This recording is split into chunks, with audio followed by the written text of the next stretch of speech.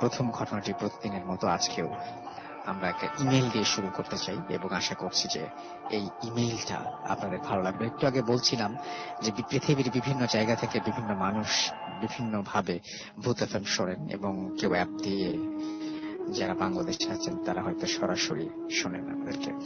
তো এই ঘটনাটি এসছে মালয়েশিয়া থেকে এবং আমি সেই ঘটনাটি পড়ে শোনাচ্ছি, যেভাবে লিখেছেন সেভাবেই পড়ার চেষ্টা করছি। আসসালামু আলাইকুম রাসেল ভাই, আমি জানি আপনি সব সময় ভালোর দলে। আমি ফাহিমা, মালয়েশিয়ায় আছি বেশ কিছুদিন। ভূত এফএম শুনি অনেকদিন। আমার ঘটনাটা একটু বড়। ঘটনাটা আমার মালয়েশিয়ান বন্ধু ফাতিন নূর শাফিকা বিনতে রাফিনের কাছ থেকে জানা। ঘটনাটা ব্ল্যাক ম্যাজিক নিয়ে। আজকের এপিসোডে এছাড়াও আরো অনেকগুলো আছে ব্ল্যাক ম্যাজিক নিয়ে ঘটনা, সুতরাং আজকের এপিসোডটা আমরা বলতে পারি যে ব্ল্যাক ম্যাজিক রিলেটেড ঘটনা বেশি থাকবে। মালয়েশিয়াতে, তারপর আমি আবারও ইমেইলে চলে যাচ্ছি। মালয়েশিয়াতে বেশ কিছুদিন আগে একটা নিউজ ভাইরাল হয়। দুই মালয়েশিয়ান বান্ধবী সারা আর নীরা, এরা একসাথে একটা ফ্ল্যাট শেয়ার করত। সারা ছিল অনেক ধার্মিক ও পরিষ্কার, নীরা ছিল ঠিক উল্টা। নীরার অপরিষ্কার থাকার কারণে সারা অনেক বিরক্ত ছিল। নীরা মাসের পর মাস কাপড় পরিষ্কার করত না, রাইস কুকারে ভাত রান্না করে পোকা না আসা পর্যন্ত অব্দি সেটা পরিষ্কার করত না। ঘরে আবর্জনা স্তূপ হয়ে থাকতো সবসময়।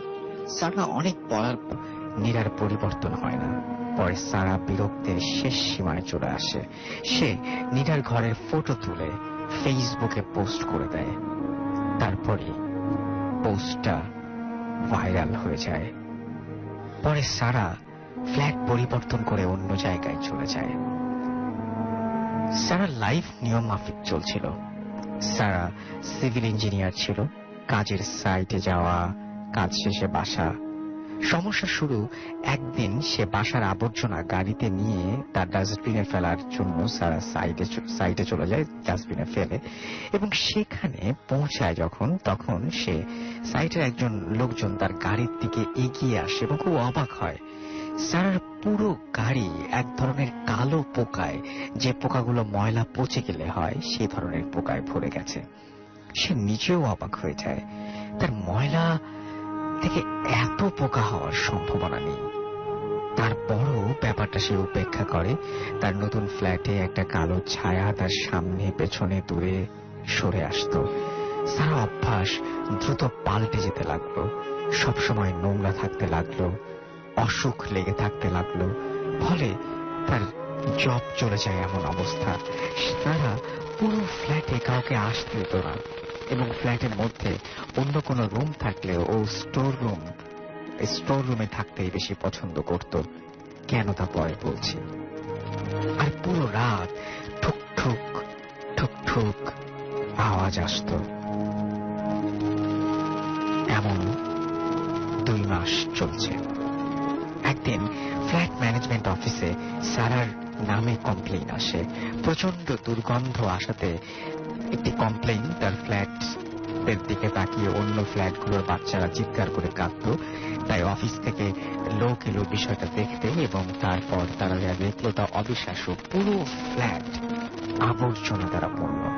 ময়লা, পচা, কালো পোকা পুরো মেঝেতে হাঁটছে। রাইস কুকার থেকে পোকা উপচে পড়ছে সিঙ্কে। সারাকে পাওয়া গেল স্টোরে। সে প্রায় তন্দ্রাচ্ছন্ন এবং ক্রমাগত স্টোরের দেয়ালে পেরেক ঢুকছে।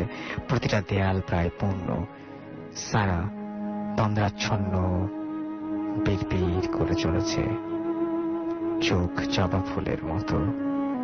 পুরো দেয়াল জুড়ে রক্ত আর পেরেক, মেঝেতে পোকার আবর্জনার স্তূপ, এক নারকীয় অবস্থা। তারপর সারার বাবা মাকে খবর দেয়া হলো, ডাকা হলো হুজুর। সে ঘরে ঢুকে অবাক হয়ে গেলেন। ঘর ভর্তি কালো কালো ছায়া এলোমেলো ভাবে ঘুরছে। তিনি সারাকে দোয়া পানি পড়ে দিয়ে খেতে দিলেন। সারা পানি পান করলো, যেন সব পরিষ্কার দেখতে পেল। ঘরের অবস্থা দেখতে দেখতে সে কাঁদতে লাগলো। ঠিক তখনই ঘর জুড়ে ঝড় শুরু হয়ে গেল। ওস্তাদ অর্থাৎ এই হুজুর দোয়া পড়ে কিছুটা শান্ত করলেন অবস্থা। এবার দ্বিতীয় পার্ট। সারা ওই ফ্ল্যাট ছেড়ে যেতে রাজি ছিল না। তারপর সারার লাইফে সবকিছু ঠিকঠাকই চলছিল। বাবা মাও চলে গেল। ওস্তাদ অর্থাৎ হুজুর বলেছেন, এত বড় কালো শক্তির বিরুদ্ধে খুব ভালো কিছু আমি করতে পারিনি। সারা, তুমি সাবধানে থাকবে। সারার একজন এক্স বয়ফ্রেন্ড ছিল।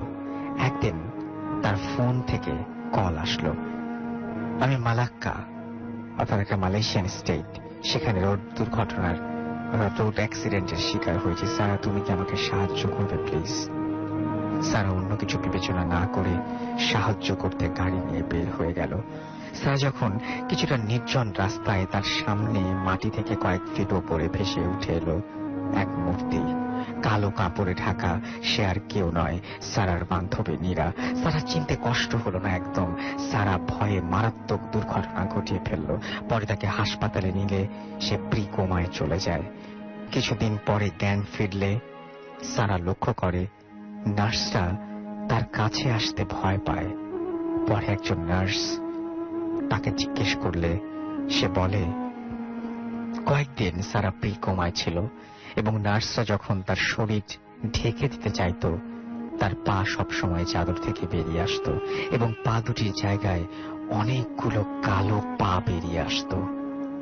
পরে সারা কিছুটা সুস্থ হয়, কিন্তু হাতের কিছু অংশ অবশ হয়ে যায়। ওস্তাদ অর্থাৎ হুজুরকে সব বলার পর সে এর পেছনে নীরা জড়িত এটা জানায়। সারাকে তিনি বলেন, নীরাকে খুঁজে বের করে তুমি মাফ চাও। সারা খুঁজতে শুরু করে নীরাকে। তৃতীয় পার্ট। সারা আগের প্রতিবেশী বা বান্ধবীদের জিজ্ঞাসা করলে তারা বলে অনেক দিন তারা নীরার কোনো খোঁজ খবর জানে না। নীরার বাবা মা অনেক আগেই মারা গিয়েছিল। সারা এই খবর জানার পর বাড়ি ফিরছিল। লিফটে ওঠার পর সেই আগের মূর্তিটা লিফটের মধ্যে দেখা যায়, যার মুখ নীরার মতো বিশ্রী একটা হাসি। সে বলে, কেন তুমি নীরাকে খুঁজছ? তুমি তো নীরাকে রেখে চলে এসেছ। তুমি নীরা যখন একসাথে ছিলে, তোমার কারণে আমরা নীরার আশেপাশে থাকতে পারতাম না। তুমি সবসময় পরিষ্কার করে রাখতে, নামাজ পড়তে, তারপরও আমরা থাকতাম। কিন্তু নীরাকে সবচেয়ে বেশি কষ্ট দিয়েছ ওই নিউজ ভাইরাল করে। এটা নীরা মেনে নিতে পারে নাই, তাই নীরা প্রতিশোধ নিতে আমাদের তোমার কাছে পাঠিয়েছে, আর আমরা যে কোনো মূল্যে প্রতিশোধ নেব। কখনো তোমাকে ছেড়ে যাব না। সারা প্রচন্ড ভয় পেলেও বলে, প্লিজ আমাকে ক্ষমা করে দাও। আমার জীবন প্রায় শেষ হয়ে গেছে। আমি আমার ভুলের জন্য ক্ষমা প্রার্থনা করছি। নীরাকে বলো আমি ভুল বুঝতে পেরেছি। মূর্তিটি বিকট শব্দে হাসতে শুরু করে এবং বলে, অসম্ভব, তোমাকে দিলে দিলে শেষ করতেই আমাদের আশা। আমাদের থেকে মুক্তি নাই তোমার। তারপর সারা চিৎকার দিয়ে অজ্ঞান হয়ে যায়। পরে লোকজন তাকে লিফট থেকে উদ্ধার করে। সারা খুব একটা চলাফেরা করতে পারে না এখন। একা থাকা সম্ভব হয় না তার পক্ষে। সে মোটামুটি প্রতিবন্ধীর মতো জীবন যাপন করতে থাকে। ব্ল্যাক ম্যাজিকের প্রভাব এখনো তার উপর আছে। পরে নীরার ব্যাপারে হুজুরকে জিজ্ঞাসা করা হলে তিনি বলেন, সম্ভবত নীরা ব্ল্যাক ম্যাজিক দ্বারা সারার জীবন শেষ করতে শয়তানের কাছে নিজের জীবন উৎসর্গ করতে চেয়েছিল। তাকে দুনিয়াতে আর খুঁজে পাওয়া হয়তো সম্ভব নয়। ঘটনা সত্যি, যা এখানে খুব উত্তেজনা তৈরি করে। আমি চেষ্টা করেছি গুছিয়ে লিখতে, কতটা পেরেছি জানি না। লেখাটি পড়লে খুশি হব। ভালো থাকবেন আশা করি। ফাহিমা আক্তার এরপর তার ফোন নাম্বার শেয়ার করেছেন, ইমেলটি করেছেন মালয়েশিয়া থেকে। আমরা পড়ে শোনালাম এবং আশা করছি যে এই ইমেইলটা আপনাদের ভালো লেগেছে। এটা হচ্ছে আমরা ঠিক বুঝতে পারি না যে এই ঘটনাটি আপনার কতটা পছন্দ হলো বা পছন্দ হলো না, সেটা জানতে পারলে আমাদের ঘটনা সিলেক্ট করা অনেক সহজ হয়। আমাদের পোস্টে অবশ্যই লাইক দিবেন, কমেন্ট করবেন, শেয়ার করবেন, সেই প্রত্যাশা রাখি। চলে যাচ্ছি আমাদের প্রথম অতিথির কাছে এবং আশা করছি তার ঘটনাটিও আপনাদের ভালো লাগবে। আপনার নামটা প্লিজ একটু বলবেন, আপনার ঘটনা তারপরে আমরা শুনবো এবং আশা করছি সবার এই ঘটনাটি ভালো লাগবে। নামটা একটু প্লিজ। আসসালামু আলাইকুম লিসেনার্স, আমি আবু সাইদ বলছিলাম। আমি এসেছি খিলগাঁও, ঢাকা থেকে। ওকে। আমার ঘটনাটি আসলে ব্ল্যাক ম্যাজিক কেন্দ্রিক। ঘটনাটা আমি শুনেছি আমাদের মহল্লার মসজিদের ইমাম সাহেবের কাছ থেকে। আচ্ছা, আমি সরাসরি আমার ঘটনায় চলে যাচ্ছি। আমার মসজিদের মহল্লার ইমাম সাহেবের বাড়ি ঝিনাইদহ জেলাতে। তো ওনার গ্রামের এই ঘটনাটা খুবই ওই এলাকার প্রসিদ্ধ একটি ঘটনা, অনেকেই জানেন। ঘটনাটা শুরু আসলে 1998-99 সালের দিকে। আমার যে ঘটনার মূল চরিত্র, যাকে নিয়ে ঘটনাটা, ওনার নামটা হচ্ছে মুর্শিদ। তো মুর্শিদের বাবা উনি মৎস্য ব্যবসায়ী ছিলেন। আপনারা অনেকে জেনে থাকবেন যে খুলনা, ঝিনাইদহ এই এরিয়াটাতে অনেক আগে থেকে মাছের চাষের একটা বেশ প্রচলন এখনো আছে। বড় বড় মাছের অনেক ঘের আছে ওই অঞ্চলে। তো এই মুর্শিদের বাবা উনি মাছের চাষ শুরু করেন। আসলে ওনার প্রতিবেশী অনেকেই ব্যবসাটা শুরু করে, উনিও শুরু করেন। তার সাথে সাধারণত হয় যে মাছ যদি আমরা পুকুরে প্রথম ছাড়ি, এর রেজাল্ট আসলে আসে 1 মাস বা 1.5 মাস পরে থেকে বোঝা যায় যে আমি আসলে কি পরিমাণ ফলন পেতে পারি। তো রাসেল ভাই উনি আসলে খুব আর্লি রেজাল্টটা পান, মানে একটু অবাক হন। অর্থাৎ ওনার সময়ের আগে উনি ফলটা পাওয়া শুরু করেন। বেশ অল্প কিছুদিনের মধ্যে উনি যখন খাবার দিতে যান, দেখেন যে মাছটা আসলে অস্বাভাবিক হারে বড় হয়ে গেছে। তো উনি একটু অবাক হন, আবার খুশি হন যে এত তাড়াতাড়ি এত ভালো রেজাল্ট। এভাবে চলতে থাকে। তো কিছুদিন পর উনি একটা বিষয় আসলে নোটিশটা করেন। কয়েকদিন পর উনি একদিন দেখেন যে একটা সন্ধ্যার কিছু পূর্ব মুহূর্তে একটা কুকুর, ওনার ওই যে পুকুরটা সব থেকে বড় ছিল ঘেরগুলোর মধ্যে, ওই পুকুরটাতে পানি খাচ্ছে। আসলে কুকুর পুকুরে নেমে পানি খেতেই পারে, স্বাভাবিক। উনি এটা একদিন দেখেন, দ্বিতীয় দিন আবার দেখেন, তৃতীয় দিন আবার দেখেন, সেম সময় সেম কুকুর সেম টাইম। উনি আসলে তখন বিষয়টা ওনার কাছে একটু নর্মাল লাগে। একটা কুকুর একদিন একটা পুকুরে এসে পানি খাবে, স্বাভাবিক। যখন সে কন্টিনিউসলি কোনো কুকুর এটা করবে, তখন তো বিষয়টা আসলে অস্বাভাবিক পর্যায়ে চলে যায়। তো উনি আসলে কিছু বুঝতে পারেন না কি করবেন।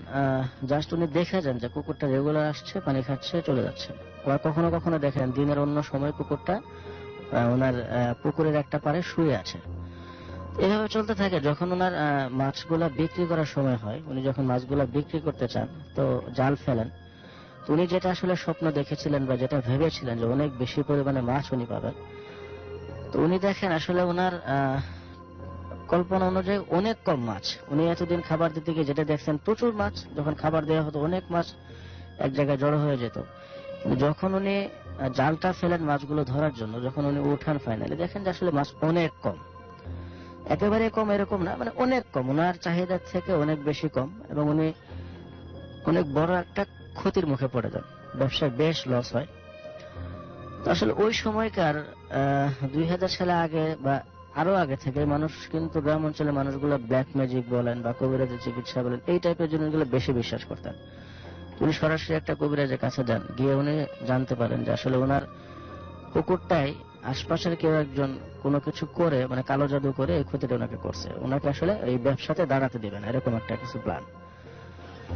তো এই বিষয়টা ওনার ছেলে, যে মুর্শিদের কথা বললাম শুরুতে, তো মুর্শিদ এই কথাটা শুনে ফেলে।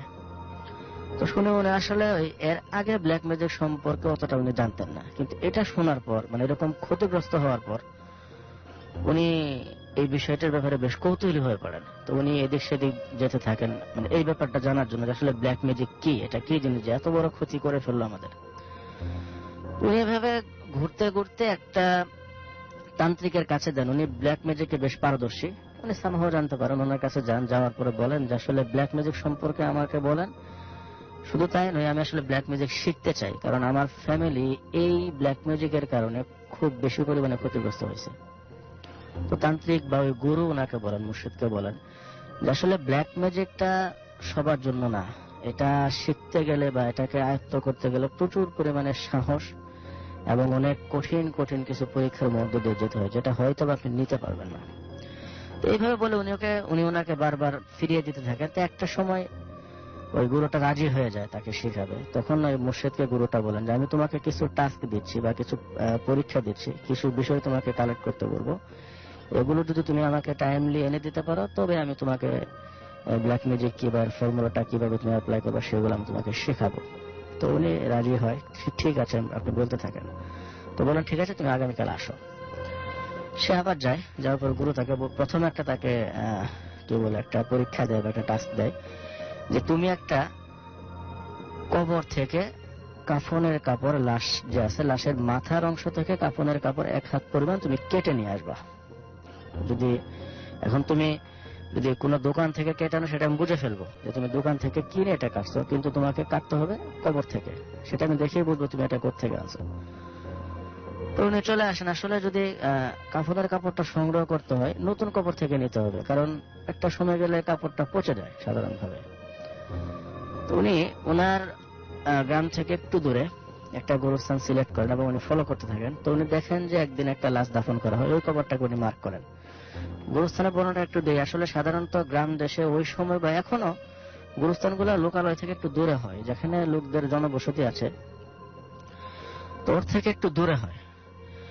তো গোরস্থানটা ছিল মূলত নির্জন স্থানে, নদীর একটা পারে গোরস্থান ছিল, কোনো বাউন্ডারি ছিল না, খোলামেলা জায়গাতে ছিল। উনি যায় এই কাফনের কাপড়টা সংগ্রহ করার জন্য। তো উনি মধ্যরাত্রে যান এবং ওনাকে বলা হয় শনিবার বা মঙ্গলবার রাত্রে যাবে। উনি সম্ভবত খেয়াল নাই, মঙ্গলবার রাত্রে সম্ভবত যায়।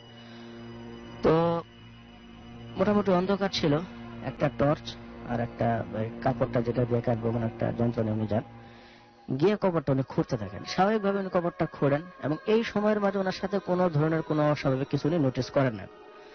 বাস স্বাভাবিকভাবে একটা অন্ধকার পরিবেশ, গোরস্থান, আসলে গোরস্থান, অন্ধকার পরিবেশ, গ্রামের এই জিনিসগুলো এমনিতে একটা মানে ভয়ের কারণ। ন্যাচারালি যতটুকু মানে একটা ভীতি থাকে ওরকম ওনার মনের মধ্যেও ছিল, যেহেতু উনি মানুষ আর লাইফে প্রথমবার এটা করতে গেছেন, তো আসলে একটু ভয়ে ভয়ে কাজটা উনি করতেছেন। তো কবরটা খোঁড়ার পর বাঁশগুলো টান দিয়ে উনি কবরে নামেন। তো পরে মাথার অংশ থেকে উনি কাপড়টা কেটে নেন, কেটে নিয়ে উঠে আসেন। তো আবার কবরটাকে আগের মতো করতেছেন যে বাঁশটা আবার দিয়ে মাটিগুলো আবার চাপা দিবেন। যখন উনি বাঁশগুলো দিতে যান তখন একটা কৌতূহল হয় যে লাশটা আমি একটু দেখি কি অবস্থা। স্বাভাবিকভাবে এরকম কৌতূহল জাগতেই পারে। তো উনি টর্চটা নিয়ে লাশটার দিকে উনি টর্চটা ফেলেন। যখন উনি জিনিসটা দেখেন যে লাশটার মুখ থেকে জিহ্বাটা টান দিয়ে বের করে এবং পায়ের সাথে পেছানো পুরা বডি জুড়ে ওনার জিহ্বাটা, এই জিনিসটা দেখে সে আর নিতে পারে না। সে কবরটাকে কি ঠিকঠাক করবে, ওখান থেকে উনি দৌড়ে চলে আসেন। যখন উনি ওখান থেকে দৌড় দেন প্রচুর পরিমাণে একটা গরম বাতাস ওনার গায়ে লাগতে থাকে। আর মানে গাছ থেকে যদি একসাথে মানে বন্দুকের ফায়ার করার পরে পাখি কাক এরকম একসাথে উড়ে গেলে যেমন একটা আওয়াজ হয়, চেঁচামেচির ওমন একটা আওয়াজ থাকে। উনি একটা সময় গোরস্থান থেকে বেশ দূরে চলে আসেন, অনেক ঘাবড়ে যান। আবার ওই গরুর উপদেশগুলো মনে রাখেন যে ভয় পেলে চলবে না, এগুলো পরীক্ষার মাঝখানে চলে আসলে অনেক ক্ষতি হবে, এরকম ওনাকে অনেক কিছু শুরু থেকে নির্দেশনা দেওয়া থাকে। উনি পরদিন এই কাপড়টা গুরুর কাছে নিয়ে যান, তান্ত্রিকের কাছে। তো উনি বলেন যে হ্যাঁ ঠিক আছে, তোমাকে আর একটা আমি পরীক্ষা দেবো, এটাই তোমার জন্য শেষ, এবং তুমি যদি এই কাজটা করতে পারো তুমি এই ব্ল্যাক ম্যাজিকের জায়গাতে অনেক বেশি একটা পাওয়ার তুমি অর্জন করতে পারবা। মানে তুমি যদি খুব বড় রকমের ব্ল্যাক ম্যাজিশিয়ান হতে চাও, তুমি এটা যদি করতে পারো তাহলে তোমার অনেক বেশি পাওয়ার অর্জন হবে। কাজটা খুব কঠিন, কিন্তু করতে পারলে তোমার জন্য অনেক লাভ, তুমি খুব পাওয়ারফুল একটা ব্ল্যাক ম্যাজিশিয়ান হবা। বলে আচ্ছা ঠিক আছে, যত কঠিন হোক আমি করব। তো ওনাকে 3-4 দিন সময় আবার আসতে বলে এই মুর্শিদকে। মুর্শিদ যথারীতি আবার যান, যাওয়ার পরে গুরু ওনাকে বলেন যেটা যে এখন তুমি আমাকে হিন্দুদের মন্দিরের যে পুরোহিত হয়, পুরোহিত অথবা কোনো ব্রাহ্মণ বা কোনো ইসকন আশ্রমের কোনো গুরু, এরকম হিন্দুদের বিশেষ কিছু ব্যক্তি আছে যারা এদের মধ্যে অনেকে বলে রাখে যে লাশটা আমি যদি মরে যাই আমার লাশটা কেউ চিতায় না পড়ে মাটিতে পুঁতে ফেলবা বা দাফন করে দিবা আমার পোশাক সহ, যে পোশাকটা হিন্দুদের গুরুরা সাধারণত পরে থাকেন, লাল কাপড়ের একটা পোশাক, সেলাই ছাড়া, চাদরের মতো গায়ে মোড়ানো থাকে, ওই পোশাকটা সহ মানে কবরস্থ করার কথা ওনারা অনেকেই বলে যান। ওই টাইপের একটা লোকের তুমি যদি মাথায় আনতে পারো তো তোমার জন্য এটা খুব বেশি পরিমাণে লাভ হবে। তো মুর্শিদ বলে একটু কঠিন যদিও, ঠিক আছে আমি করব। তো একটা সমস্যা হচ্ছে আমি কোথায় বুঝবো যে কোন শ্মশানে এমন গুরুদের বা এমন লোকেদের লাশ পোতা হয়, সেটা তো আসলে ফলো করা খুব কঠিন। তখন ওই তান্ত্রিক মুর্শিদকে বলেন যে আমি তোমাকে বলে দেবো কবে কোথায় হচ্ছে, লোকেশন আমি তোমাকে দিয়ে দেবো, তুমি শুধু সময়মতো গিয়ে জিনিসটা আমাকে এনে দিবে। আচ্ছা ঠিক আছে। তো সময় যেতে থাকে, প্রায় 2-3 মাস পরে একটা সময় তাকে আবার ডেকে নেয়, বলে যে হ্যাঁ যশোর জেলাতে, উনি ছিলেন ঝিনাইদহ হতে, যে যশোর জেলাতে আমি নামটা বলছিলাম অমুক একটা শ্মশান আছে, ওখানে এই যে প্রথম যে লাশটা শ্মশানে নিয়ে আসা হয়, যেখানে রাখা হয়, আসলে প্রত্যেকটা শ্মশানের মাঝখানে একটা ছাদ করা একটা জায়গা থাকে, ছাদের নিচে প্রথমে রাখা হয়, পরে তো চিতায় শোয়ানো হয়। তো ওই প্রথমে যে জায়গাতে লাশটা রাখা হয় ওই ঘরটার একটু সামনেই বাঁশ পোতা থাকবে একটা জায়গাতে, কবরের মতো দেখবা, ওই জায়গাতে লাশটা ওনার আছে, তুমি গেলেই তুমি পাবা, তুমি যাও, চলে যাও। তো মুর্শেদ যথারীতি প্রস্তুতি নিয়ে চলে যান এবং একদিন স্টে করার পর উনি ওখানে শনিবার রাত্রে সম্ভবত, হ্যাঁ উনি যায়। তো যখন শ্মশানে প্রবেশ করে সবকিছু স্বাভাবিক ছিল, নর্মালি ছিল। তো উনি যাওয়ার পরে ওখানে ওই বাঁশটা দেখে কবরটা শনাক্ত করে উনি কবরটা খুঁড়তে থাকেন। তো খুঁড়ে উনি হ্যাঁ দেখেন যে এরকম লাল চাদরে কাপড়ে মোড়ানো একটা লাশ। তো উনি বাস মাথাটা কাটতে থাকেন। যখন উনি গলায় ছুরিটা চালান স্টার্ট করেন, সাধারণত আমরা যখন গরু জবাই করি, গরুকে যখন আমরা ছেড়ে দেই রক্ত ঝরার জন্য বা জীবনটা যাওয়ার জন্য, একটা আওয়াজ করতে থাকে গোঙানোর মতো, ওরকম একটা আওয়াজ শুরু থেকে হতে থাকে লাশ থেকে। ওনার হাত পা সব অসাড় হয়ে আসে ভয়েতে। তো এরপর উনি মানে ছুরি চালানোটা বন্ধ করেন না, ওই ভয় নিয়ে ভয়ে ভয়ে কাঁপতে কাঁপতে উনি গলাটা কাটেন এবং কেটে নিয়ে ওখান থেকে জাস্ট সরে আসার চেষ্টা করেন। কিন্তু উনি সরতে পারেন, আমাকে মনে হচ্ছে যে কোনো একটা শক্তি ওনার বডিতে কেউ টাচ করে না, কিন্তু কোনো একটা শক্তি ওনাকে পিছন থেকে টেনে ধরে রাখছে, উনি উঠতে পারতেছে না স্বাভাবিক। খুব কষ্ট ওখান থেকে উনি মুভ করে এবং চলে আসে। এবং যখন উনি চলে আসেন তখন মানে ওই ঘুমানোর আওয়াজটা ওনার পিছে পিছে ধাওয়া করতে থাকে, যেমন মনে হচ্ছে ঘুমানোর আওয়াজটা ওনার পিছে পিছে আসতেছে। একটা সময় শ্মশান থেকে যখন বেশ দূরে চলে আসেন তখন এই শব্দটা থাকে না।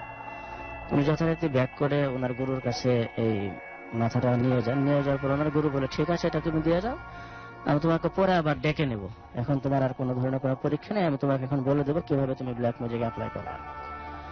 উনি আসলে চলে আসেন। চলে আসার পর পরের দিন থেকেই রাত্রে ওনার একটা আওয়াজ শুনতে পান, ওই গোঙানির আওয়াজটা, যে একটা কারোর গলা কাটলে গলা থেকে যেমন একটা স্পষ্ট গোঙানোর একটা আওয়াজ বের হবে, গড় গড় গড় গড় একটা আওয়াজ, এমন আওয়াজ উনি শুনতে পান। ওনার ঘরের এটা অনেকেই শুনে মাঝে মাঝে।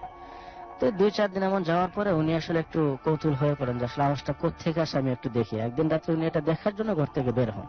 আসলে 3-4 দিন বিরক্ত হওয়ার পর যখন উনি বের হন তখন ওনার মনে হচ্ছে কখনো টিউবওয়েলের যে সাইডটা, গ্রাম থেকে সাধারণত টিউবওয়েল গুলা ঘর থেকে একটু দূরে দেওয়া হয়, ওখান থেকে আসতেছে, কখনো মনে হচ্ছে যে ঝোপের পেছন থেকে আসতেছে, কখনো মনে হচ্ছে বাড়ির সামনে থেকে আসতেছে, এরকম হয়। তো উনি আসলে এই আওয়াজটা ফলো করতে করতে ওনার ঘর থেকে বাড়ি থেকে একটু দূরে চলে যান। দূরে চলে গিয়ে দেখেন যে রাস্তার পাশে একটা মানে শেপের মতো কেউ একটা বসে আছে, হাঁটু গুজে বসে আছে। তো উনি যখন ওই শেপটার কাছে যান, গিয়ে বলেন কে।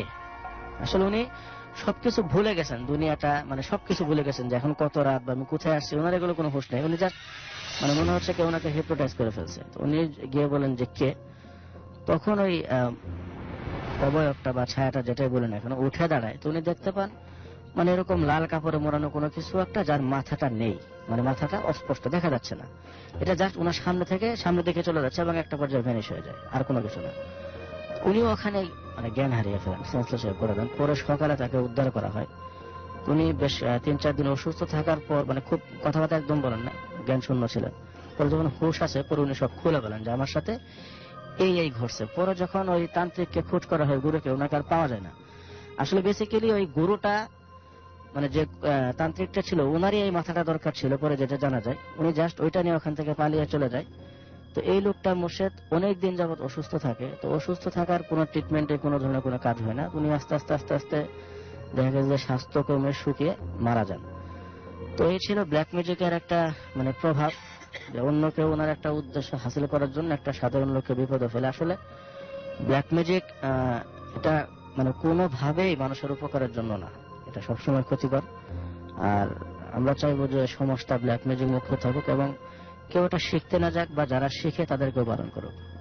এই ছিল আমার স্টোরি। তার কাছে একটা ঘটনা শুনে আসবো এবং আশা করছি যে এই ঘটনাটি আপনাদের ভালো লাগবে। চলুন শুনে আসি আমাদের দ্বিতীয় অতিথির ঘটনা। সবার আগে জানতে চাইবো আপনার নাম, আপনি কোথা থেকে এসেছেন, তারপরে আপনার ঘটনায় যাব। আসসালামু আলাইকুম লিসেনার্স, আমি মোহাম্মদ জিফাত নাহিদ, এসেছি জামালপুর নামিরা থেকে। ওকে, চলে যাই। আমি যে ঘটনা বলতে যাচ্ছি এটা আমার সাথে ঘটে যাওয়া একটা ঘটনা। ইভেন এই ঘটনার সাথে আমাদের বাড়ির অনেক কিছুই জড়িত আছে, আমার ফ্যামিলি অনেক মেম্বার, আমার আশেপাশের অনেকেই এর সাথে জড়িত। সত্যি আমি আমার বাসার একটু বর্ণনা দিতে চাই। আমাদের বাড়িটা পাকা বাড়ি, তবে বেশ কিছুদিন আগের, অলমোস্ট 40 ইয়ার্স। তো আমাদের বাড়ির পেছনে লোকজন আগে বসত করতো, এখন নাই, এখন একটু জঙ্গলের মতো আছে, বাঁশ জায়গা পরে তার পেছনে নদী। ঘটনার শুরু অনেক আগে থেকে ছিল, তবে আমি কনসার্ন ছিলাম না। আমি হঠাৎ একদিন, আমার মা বাসায় থাকে না, আম্মু আমার নানু বাড়িতে একটা স্কুলে জব করে, সপ্তাহে একদিন দুদিন থাকেন। আম্মু, আমি যেদিন আমার সাথে একটা ঘটনা ঘটে রাতের বেলা, তার আগের দিন সকালে আম্মু চলে যায় নানু বাড়িতে। আমি রাতে ঘুমাচ্ছিলাম, রাত কটা বাজে ঠিক আমি জানি না, আমার ঘরে ডিম লাইট জ্বলছিল। আমি ঘুমের মধ্যে অনুভব করি যে সামথিং ইজ অন মি। আচ্ছা। একটা খুব ধরনের একটা শক্তি, একটা চাপ আমার সম্পূর্ণ শরীরের সবটা জুড়ে আছে। এমন না যে কেউ আমার বুকে চাপ দিয়েছে, আমি শুধু বুকে চাপ অনুভব করছি, এমন আমার সবটা জুড়ে আছে। আমার হাত ছিল বুকে, আমি হাত নামানোর চেষ্টা করছিলাম, আমি জানি না আমি কেন নামাতে পারিনি, চোখ খোলার চেষ্টা করছিলাম, চিৎকার দেওয়ার চেষ্টা। এই ভরসা টিকাই আমি 3 বার 4 বার 5 বার আয়াতুল কুরসি বারবার রিপিট করছিলাম। আমি যখন রিপিট করছিলাম, সেই শক্তির আমার নাক চেপে ধরে এমন একটা অবস্থা, আমার শ্বাস নিতে কষ্ট হচ্ছিল। আর আমি মনে করতেছিলাম যে আমার বোধ হয় জীবনের শেষ কিছুক্ষণ পরেই। আচ্ছা। কিন্তু আমি আয়াতুল কুরসি পাঠ করা থামাইনি। এই অবস্থা হঠাৎ দেখলাম যে আমার নাকে আমার শ্বাসটা একটু স্বাভাবিক হচ্ছে, আমার বডি থেকে চাপটা একটু একটু করে কমছে। যখন দেখলাম যে চাপটা শিথিল পর্যায়ে, আমি ছিটকে উঠে বসে পড়ি। ঠিক বসে দেখি যে আমার মশারির পাশে আম্মু বসে আছে। আমি যেহেতু খুব ভয় পেয়েছিলাম, আমি এর আগে কখনো এটা অনুভব করিনি, এই ধরনের শক্তি, এই ধরনের কোনো চাপ। আমি আম্মুর হাত ধরে বসলাম যে আম্মু, আমি খুব ভয় পাইছি, তুমি একটু আমার সাথে ঘুমাও, আমাকে একটু জড়িয়ে ধরে তুমি একটু শুয়ে থাকো। আচ্ছা। এই কথা বলার পর আমার হঠাৎ খেয়াল আসে যে আম্মু তো বাসায় নেই, আম্মু তো গতকাল সকালে বাসা থেকে চলে গেছে। আম্মু এখানে কিভাবে আসে, আমার দরজাও তো বন্ধ। এই কথা, এটা আমি যখন চিন্তা করলাম, আমি তো আম্মুর এক হাত ধরেছিলাম, আরেকটা বাকি হাত দিয়ে ওই একটা জিনিস, আমি মানুষ বলতে যাচ্ছি না কারণ আমি জানি না সেটা মানুষ ছিল কিনা, সে আমার হাত চেপে ধরে, আর এত জোরে চেপে ধরে যে আমি আবার ছিটকে আবার বিছানায় বসে পড়ি। বসে এবার আমি আবিষ্কার করি যে আমি হয়তো স্বপ্নে দেখছিলাম, বা স্বপ্নের ভেতরে স্বপ্ন দেখছিলাম। আচ্ছা। আমি ভাবছিলাম যে যাক, আমি তাহলে বেঁচে গেছি, আমি কোনো বিপদের মধ্যে নেই বা ছিলামও না। ইট ওয়াজ জাস্ট ড্রিম, নাম সেফ। কিন্তু রাসেল ভাই, ঘটনাটা তখনও না বাকি ছিল, আর I wasn't ready for that. আমি আবার স্বাভাবিকভাবে ঘুমানোর চেষ্টা করি। হঠাৎ করে আমার ঘরের উত্তর পাশে দুটো জানালা আছে, জানালার উপর যেহেতু পুরাতন বাড়ি, ভেন্টিলেটর থাকে, আপনি জানেন। তো ভেন্টিলেটরের রাইট সাইড, লেফট সাইডে যে ভেন্টিলেটরটা আমার ঘরের, এদিকে আমার চোখ পড়ে, আর এই চোখ পড়ার পর আমার বডি আবার ফ্রিজ হয়ে যায়। আর এবার আমি হাত পাও নাড়াইতে পারি না, আমার চোখটা বন্ধ করতে পারি না, আমি জানি না কি হচ্ছিল তখন। হঠাৎ আমি দেখি যে একটা নিভু নিভু ছোট একটা আলো ভেন্টিলেটর দিয়ে ঘরে ঢুকলো। ঢোকার পর সেটা প্রজাপতির মতো একটু হেলে দুলে উঠছিল, সোজা না। আমার ঘরের প্রত্যেকটা কোণে এই আলোটা ঘোরার পর আস্তে আস্তে আস্তে আস্তে এসে আলোটার থেকে একটা ছায়া, একটু আগে যেটা আমি স্বপ্নে দেখেছিলাম একটা কিছু, ঠিক সেরকম একটা আকার ধারণ করে আবার আমার সেই জায়গাটাতেই বসলো, যে জায়গাটা আমি দেখেছিলাম। আচ্ছা। আমি ভাবতেছিলাম যে এই জিনিসটা আমাকে খুন করতে এসেছে, আমাকে মারতে এসেছে। কেন এটা মনে হলো আপনার কাছে? কারণ আমি যখন আমার মনে পড়ে গেল যে একটু আগে আমার নাক চেপে ধরা হয়েছিল, আমার বডিতে একটা চাপ দেওয়া হয়েছিল। আচ্ছা। এখন আমি তখন তো আমি নিজেকে খুব অসহায় ভাবছিলাম যে একটু আগে যেটা হচ্ছিল সেটা যদি হতো তাহলে ভালো ছিল, আমি কিছু দেখতে পেতাম না। কিন্তু এবার আমি দেখতেছি, আমি আমার বডি নড়াতে পারছিলাম না, আমি ওর চোখের পাতা ফেলতে পারছিলাম না, কারণ আমাকে বাধ্য করা হইতেছিল সবকিছু দেখার জন্য। সেই জিনিসটা আস্তে আস্তে মশারির ওপাশ থেকে আমার কানের কাছে আসে। আসার পর আমাকে বলে যে ফিস ফিস করে যে 7.5 মাইল দূরে যা, দক্ষিণে যা, ওখানে গেলে পাবি, না গেলে ক্ষতি হবে। 7.5 মাইল এর অনেকবার রিপিট করে। সেটা যতক্ষণ সেটা ছিল আমার পাশে, বারবার মাঝখানে একটা কথা বলে যে ভাঙা জাহাজ, এটা কি আমি জানি না, বলে যে ভাঙা জাহাজ আছে, ওখানে যা, ভালো কিছু পাবি, না গেলে ক্ষতি হবে। আচ্ছা, এটা অনেকবার বলার পর সে আস্তে আস্তে আবার ওই আলো ধারণ করে করে আবার আমার রুমের, আমার বিছানার চারপাশে ঘুরে প্রত্যেকটা কোণা, এবং আস্তে আস্তে নিভু নিভু আলো হয়ে ভেন্টিলেটর চলে যায়। সেটাতে আমি আর ঘুমাতে পারিনি। তখন আমি ছোট ছিলাম, আমার কাছে ফোন ছিল না, আর আমার আব্বুর ঘর, ভাইয়াদের ঘর একটু দূরে ছিল, আমি কাউকে ডাকতে পারিনি। তো আমি জানি সে রাতে আমি কেমন অসহায় ছিলাম। পরের দিন হলে আমি আব্বুর ফোন থেকে আম্মু ফোন করে জানাই যে আম্মু, আমার সাথে এরকম একটা কিছু ঘটেছে। আম্মু বলে যে তুমি চিন্তা করো না, আর ঘটবে না তোমার সাথে এমন কিছু, তুমি আর কোনো টেনশন করো না, আমি চলে আসতেছি। আম্মু আসেন। আমি বলে রাখি যে তখনকার সময় আমি যখন ছোট ছিলাম, তখন আমাদের বাড়ির আশেপাশে অনেক চাচি, অনেক ভাইয়া, অনেক চাচু, ওনাদের শারীরিক কিছু অসুস্থতার জন্য একজন কবিরাজকে হায়ার করে নিয়ে আসা হইতো। আচ্ছা, তো আমাদের বাড়িটা একটু বড়, একটু পুরাতন, আমাদের কিছু অ্যাভেলেবল রুম ছিল। তো আমরা ওনাকে থাকতে দিতাম, যে কবিরাজ মানুষ এসছে, কাজকর্ম করতেছে, মানুষের উপকার করতেছে, উনি থাকুক। আমরা মাঝে মধ্যে আমরা খেতে দিতাম, বা মাঝে মধ্যে আঙ্কেল আন্টিদের বাড়ি থেকে খাবার আসতো। তো আম্মু হঠাৎ করে একদিন ধরে ফেলে যে সেই কবিরাজটা শুধু ওষুধ বানায় না, সে এই জায়গাতে ব্ল্যাক ম্যাজিক করে। আচ্ছা, তার মানে তার খারাপ উদ্দেশ্য আছে। খারাপ উদ্দেশ্য। আর ইন্টারেস্টিং ব্যাপার হচ্ছে যে আম্মু কিভাবে ধরে, আমি একটু বলি যে তার একটা ব্যাগ ছিল, কালো কাপড়ের ব্যাগ, তার ভেতরে লাল কাপড়ে কিছু মোড়ানো, আর এগুলোর ভেতরে সে একটা ছোট মানুষের মাথা, হাতের কবজি থেকে এই যে কোনই পর্যন্ত যে হাত দুইটা, এই দুইটা রাখতো। আর আমি পরে শুনতে পাইছি এগুলো আম্মুর কাছে যে এগুলো কুমারী মেয়ের মাথার খুলি, হাতের এই হাড্ডি। এগুলো ধরার পর আম্মু বুঝতে পারে, কারণ আম্মু একটু নামাজ কালাম বেশ ভালোই পড়ে, এগুলো নিয়ে একটু আম্মু জানে।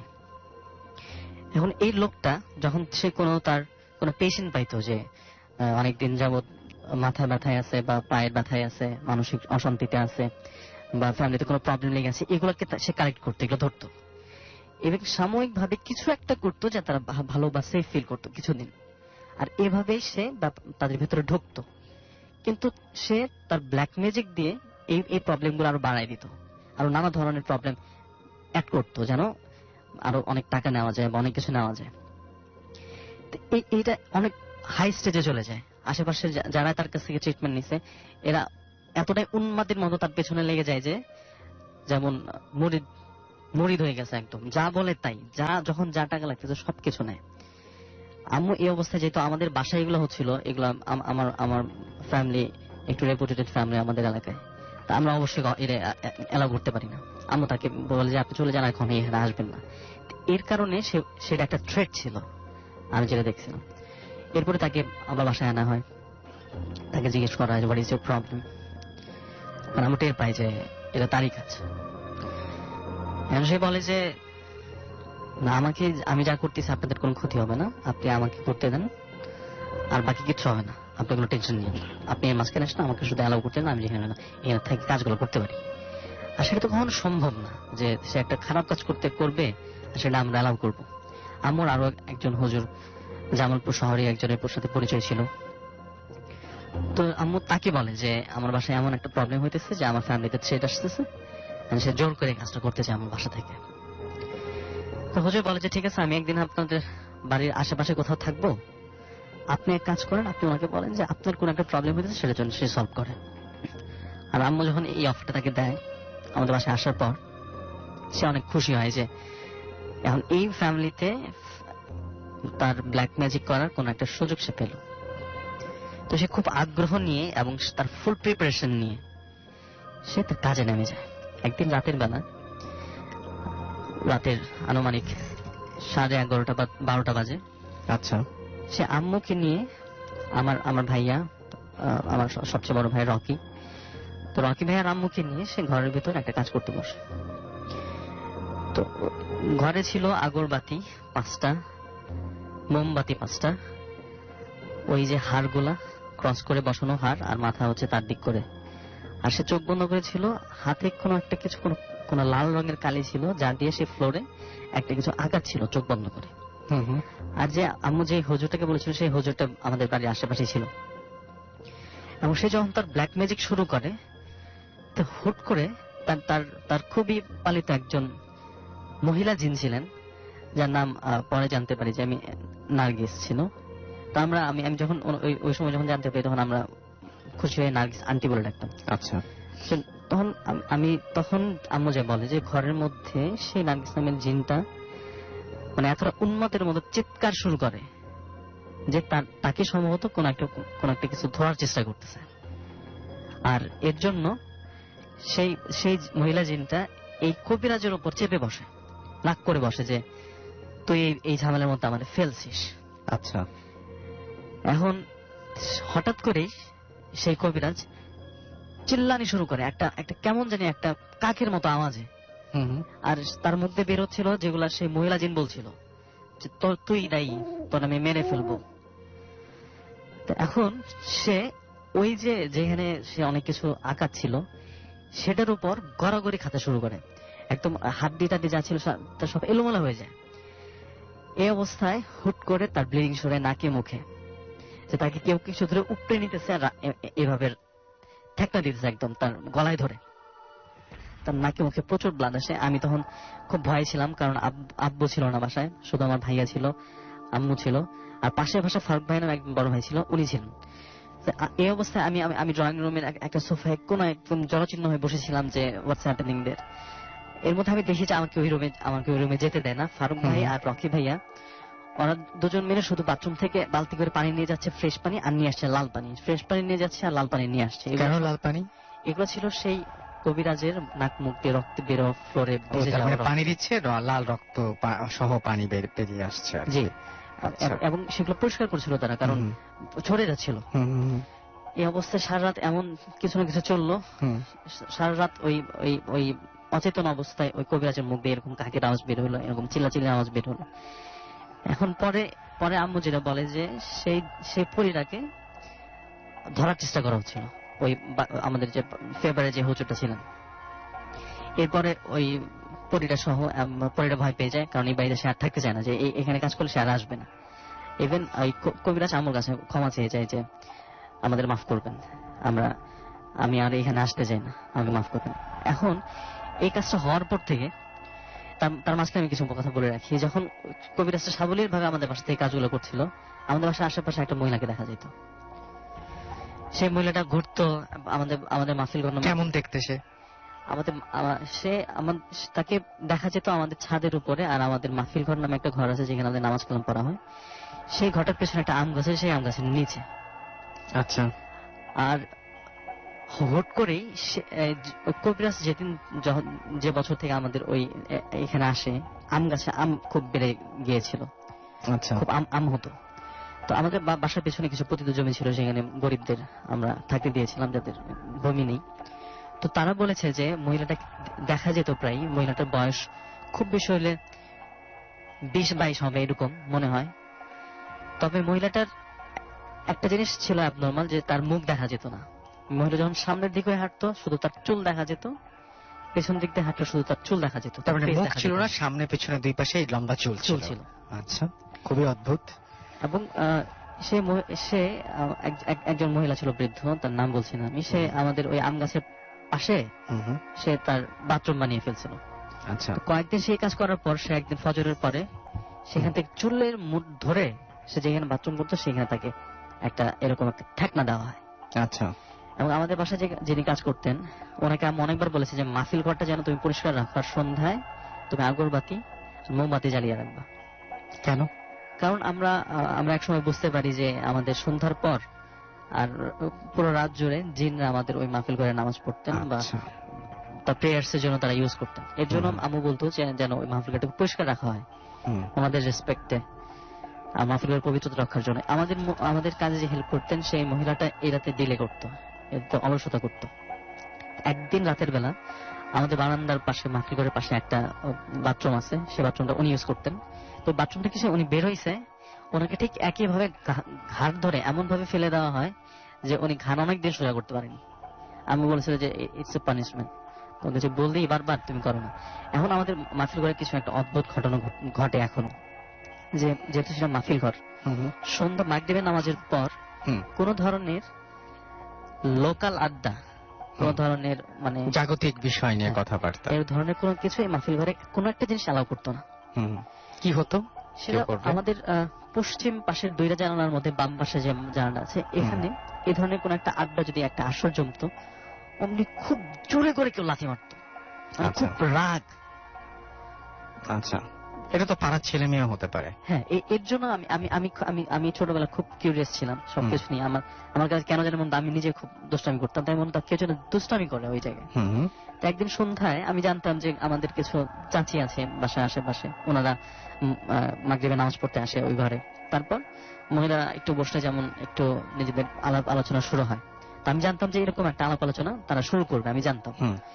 আমি করেছি কি, আমাকে ঠিক পরের সময় গিয়ে ওই মাহফিল ঘরের ওই জানালাটার ও পাশে যে ওই যে আমাদের একটা ওয়াল ছিল, ওয়ালের পাশে দাঁড়িয়ে আছে যে কে এই কাজটা করে আমি আজকে দেখবো, ধরবো। এখানে জিন জিন এই ধরনের কিছুই না, সামওয়ান ইজ ডুইং দ্যাট। আমার বিশ্বাস ছিল এরকম। আমি এরকম বসে থাকতে আধা ঘন্টা পর যখন এশার নামাজের আজান হবে, ঠিক তার আগে আমি দেখলাম আমার সামনে থাপাস করে আওয়াজটা হইলো। আমি দেখতেছিলাম যে জানালার কাঠটা ভাইব্রেট করতেছিল, আমার নিজের দেখা। আমি আমি তখন আমি আসলে বাসায় এসে কাউকে কিছু বলতে পারিনি যে আমি ওখানে ছিলাম। আমার অবস্থা বেশ কয়েকদিন খারাপ ছিল, আমি ভয় পেয়ে গেছিলাম খুব, আমি তার সাথে কথা বলতে পারিনি কয়েকদিন। এইভাবে মানে এই ব্যাপারগুলো ঘটতে থাকে। তবে আরেকটা ব্যাপার যে আমাদের বাসায় এগুলো যাদের উপস্থিতি ছিল তারা আমাদের দিকে কোনোদিন ক্ষতি করে। আপনার চোখের সামনে জানালা বন্ধ হয়ে গেল কিন্তু আপনি কাউকে দেখলেন না? আচ্ছা, মানে খুবই খুবই জোরে।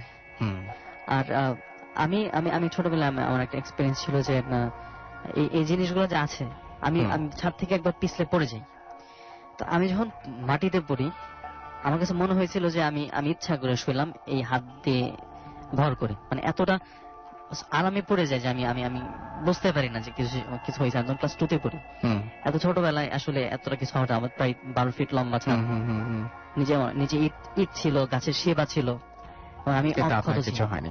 যাই হোক, এরকম বিভিন্ন ধরনের মানে প্যারানর্মাল বিষয় আপনাদের ফ্যামিলিতে অ্যাবনর্মাল এই সমস্ত জিনিসপত্র ঘটে এবং এখনো পর্যন্ত সেগুলো ঘটছে, রাইট? এখনো পর্যন্ত ঘটছে। থ্যাংক ইউ সো মাচ, আপনাকে অনেক ধন্যবাদ আমাদের সঙ্গে আপনার ঘটনা বা আপনার এক্সপেরিয়েন্স শেয়ার করার জন্য।